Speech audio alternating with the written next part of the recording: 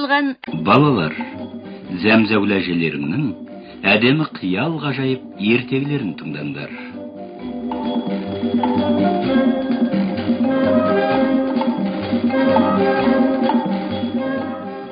Балалар, сәлематсыңдар ма?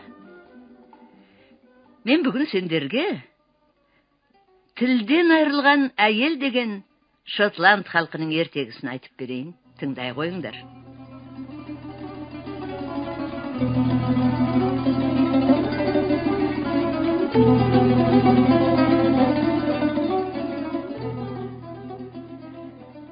Uzun boylu, keng иықты Фельдшерлік фермер Джон Мор әдемі де сымбатты Мэгги деген қызға үйленіпті. Жұрттың бәрі оның жолы болды, бағашылды деседі. Өйткені Мэгги бұл аймақтағы ең сұлу қыз болатын. Джон өзінің сүйкімді келіншегін әр уақытта мақтаныш тұтатын. Оның көңіліне бір ғана нәрсе кірбең келтіретін.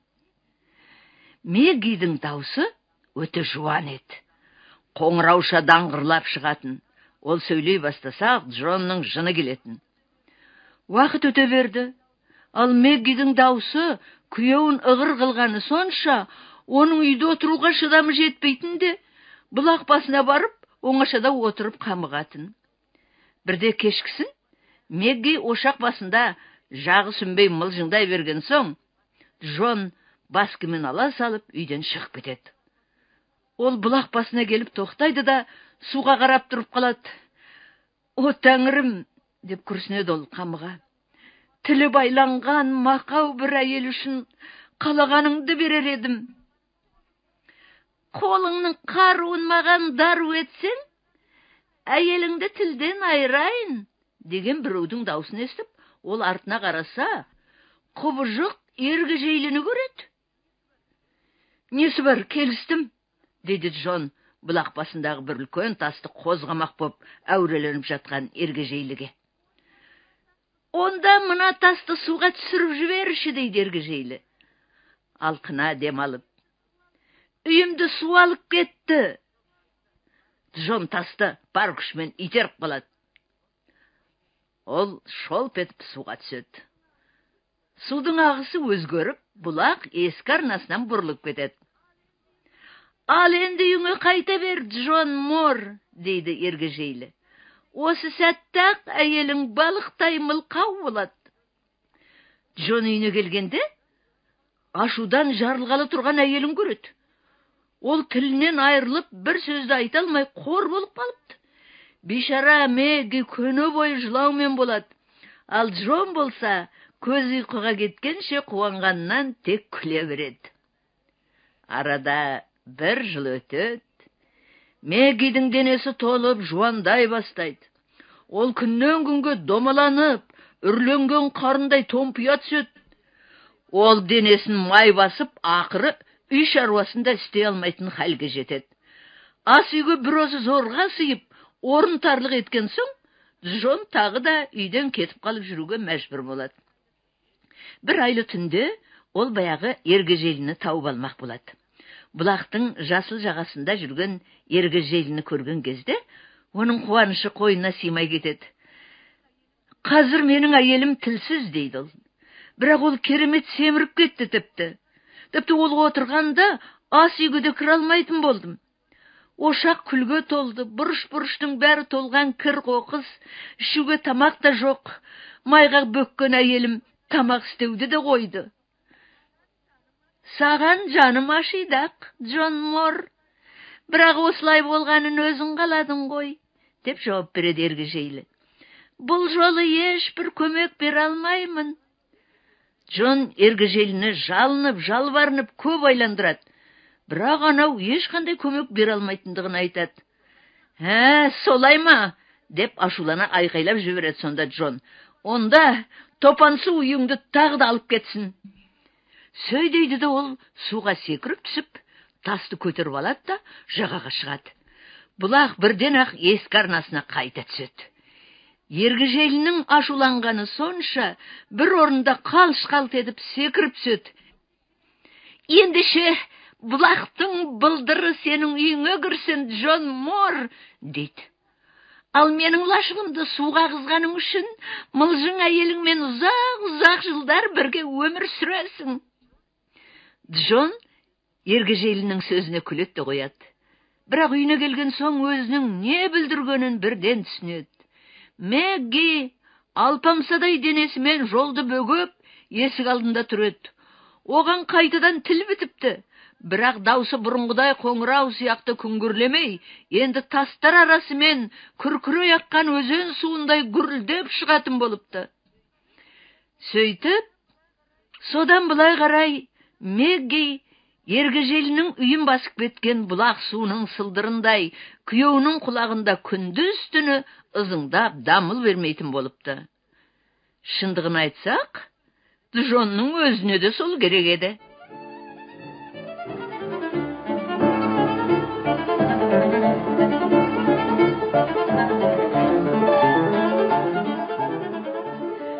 Кортезе ішкен асының ақысын қалай өтеді деген итальян ертегісін айтып берейін. Бұл уақиға я кем, я артық емес. Бұдан дәл 100 жыл бұрын болған оқиға. Палодан Поприльяноға баратын жолмен бір бекзат жаяу келе жатады. Бұл бекзатты жұрт Кортезе деп атайтын. Өзі бекзат болса, неге жаяу келе жатты дейсіз ғой? Себебі мынау ғана. Мінетін аты жоқ еді. Оның басында өк таққан қалпақ, аяғында шетірмекті туфли, бәтеңке, иығында барқыт камзол. Бірақ барқыт камзолының қалтасы бос, сылдыр еткен жалғыз солди тиында жоқ. Кортезенің жалғыз қалтасында ғана емес, қарнында да түк жоқ еді.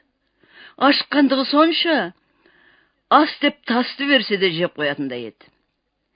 Өстіп, ішін жылан жалап, сорлап келе жатқан байқұс, жол үстіндегі асхананы көре сала, керегі де мені осы еді дегендей қуанып кетеді.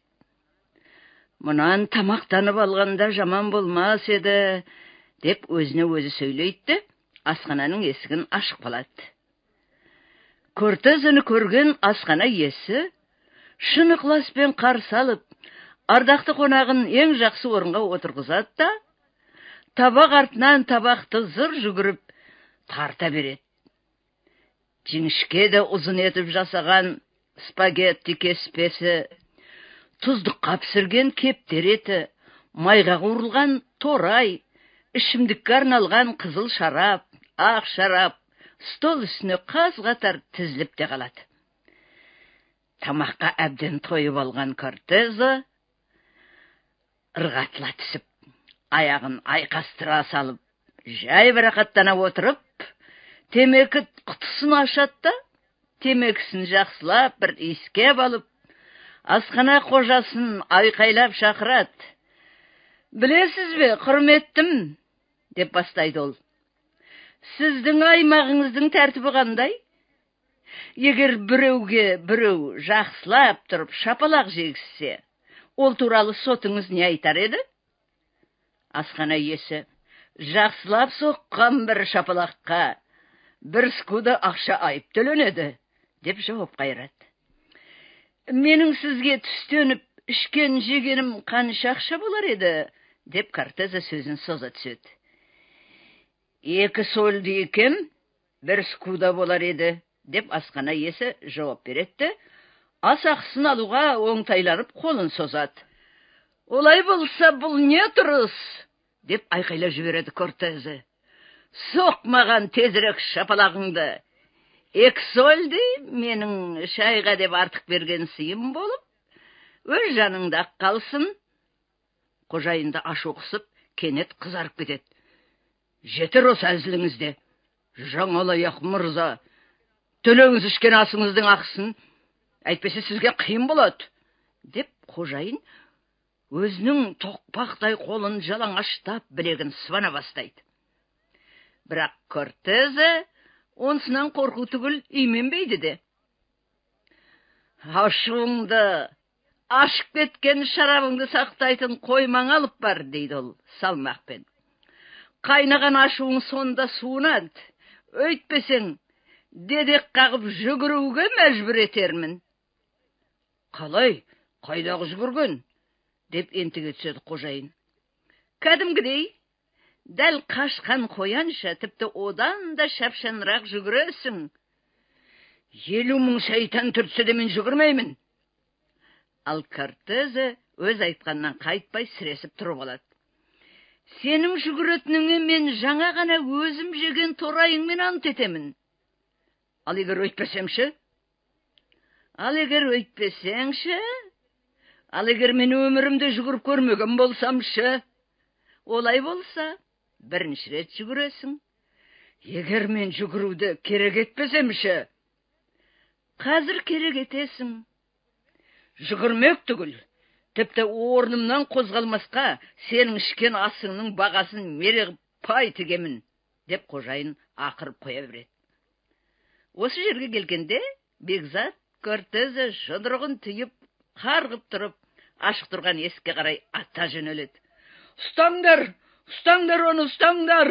деп қожайын ойбай салып, Кортезенің соңынан қуа жөнеледі. Бірақ Кортезе түстеніп жеген асының ақысын өкшесімен төлеп тез жүгіргені сонша, қожасы барған сайын алыстап әлде қайда қалып қояды. Енді осы жүгіргенім бақандай бір скуд ақша боларақ деген Кортезе қожайынды күтіп тоқтады. Ал енді не дейсіз, қожайын еке? Мен ортаға қойған мерені ұттым ғой.